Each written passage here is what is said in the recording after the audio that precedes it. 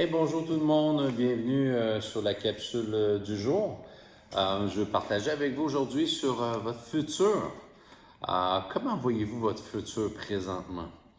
Avec tout ce qui se passe, avec la crise qui est là, euh, toutes ces nouvelles, on pourrait dire, ces mauvaises nouvelles qu'on voit présentement sur les réseaux sociaux, comment voyez-vous votre futur? Est-ce que votre futur vous fait peur? Est-ce que votre futur présentement, euh, vous anticipez des choses et tout semble anéanti, tout semble perdu? Euh, et ça amène le découragement même dans nos vies. C'est important de voir au travers la parole de Dieu le futur que Dieu nous rassure. Parce que notre futur ne dépend pas des circonstances. Notre futur ne dépend pas de l'économie. Notre futur ne dépend pas de cette crise. Notre futur, il dépend uniquement de Dieu, de la parole de Dieu, ce que Dieu a établi pour notre futur. Et c'est important, pourquoi? Parce que on ne sait pas ce que notre futur nous réserve, mais je sais une chose, que j'ai mis ma confiance dans celui qui détient le futur entre ses mains et qui est Jésus.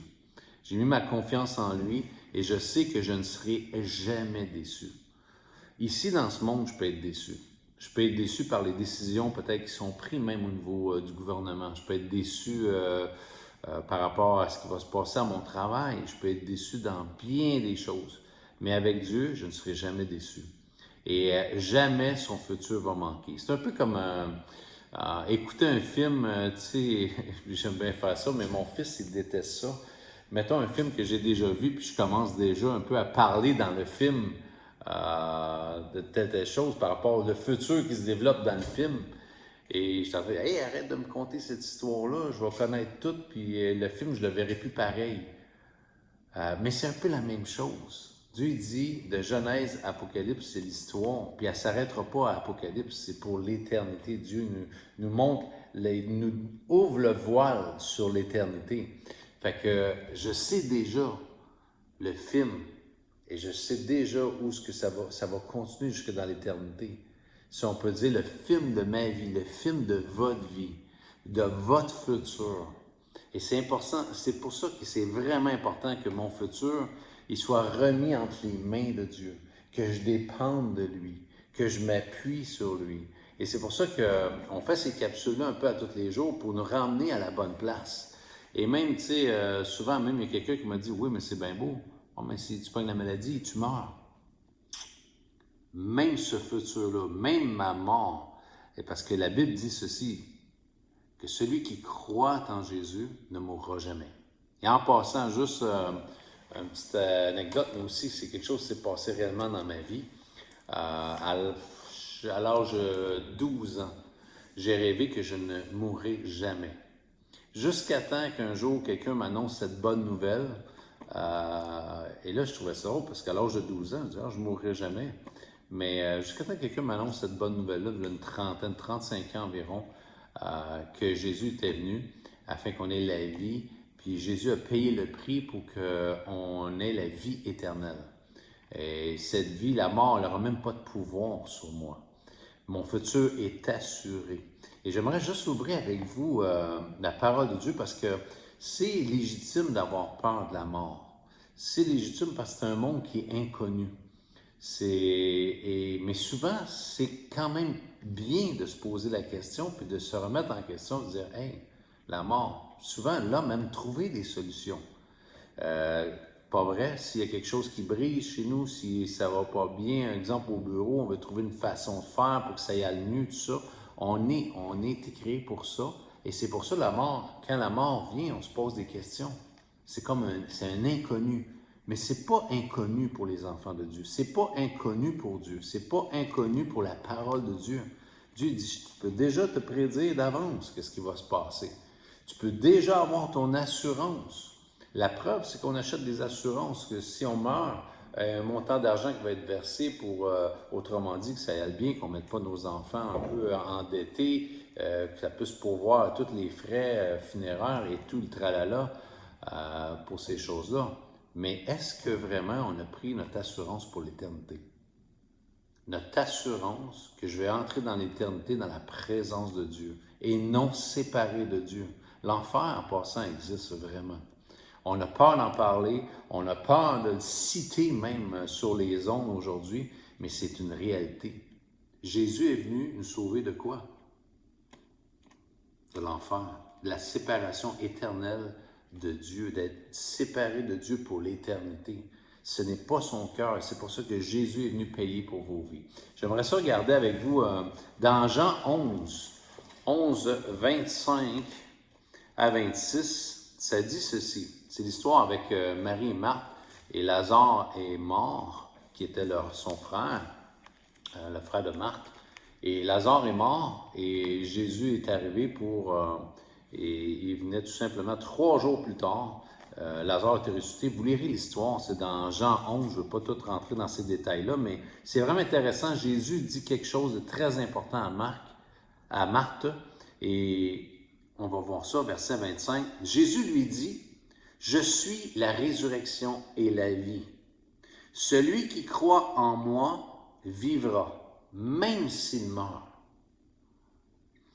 Et quiconque vit et croit en moi ne mourra jamais. » Et c'est pour ça que ce rêve-là, quand j'ai fait, j'étais tout jeune, à l'âge de 12 ans, quand j'ai commencé à lire les Écritures, la parole de Dieu, j'ai dit, ah boy, ce rêve-là, Dieu me l'avait déjà montré, il dit, Denis, tu ne mourras jamais.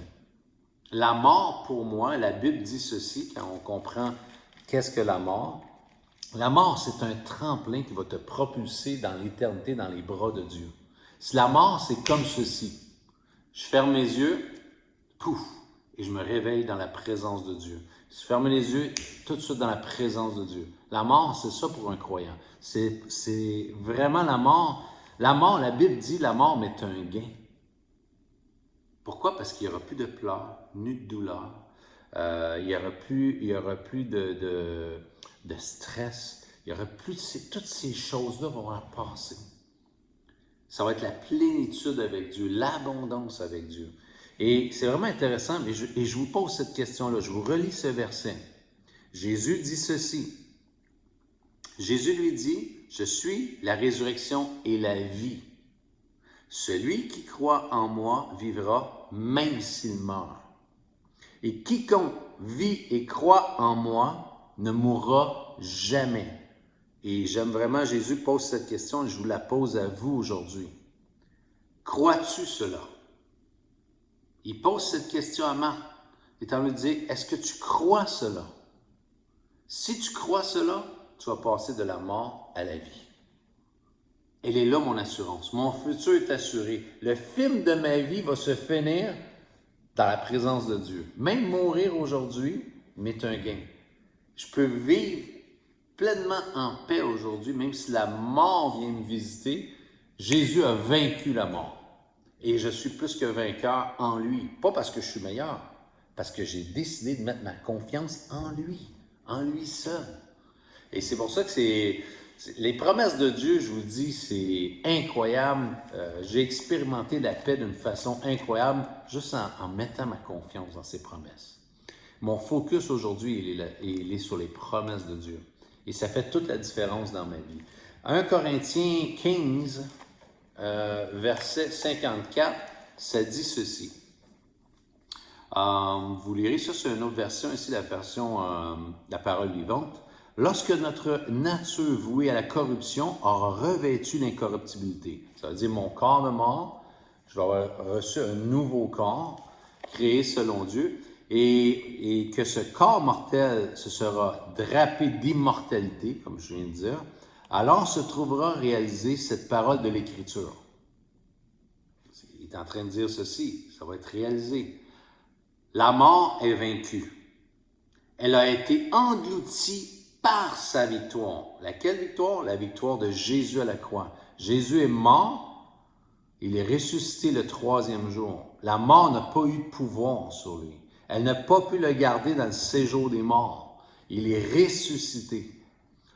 Et ça dit juste après, « Ô mort, qu'est devenue ta victoire? » Il est en train de dire ceci, « De quoi puis-je avoir peur?